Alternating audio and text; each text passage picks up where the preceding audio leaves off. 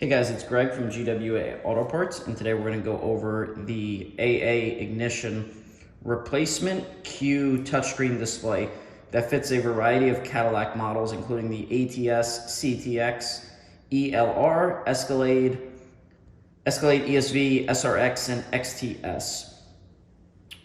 So first thing I want to go over is the installation tools that the part comes with. It comes with two different installation tools here, and these are soft pry tools that will allow you to disassemble the dash as well as the screen.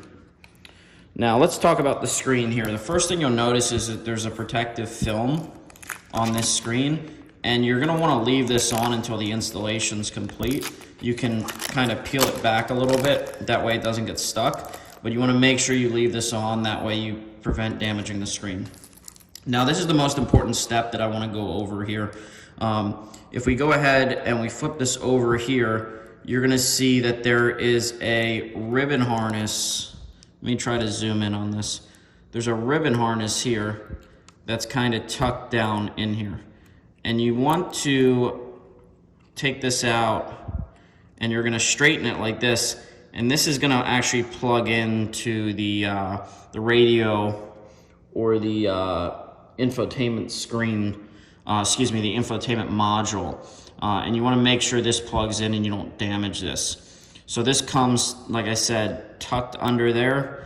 You're going to need to pull that out and clip that in. Aside from that, the installation is pretty straightforward.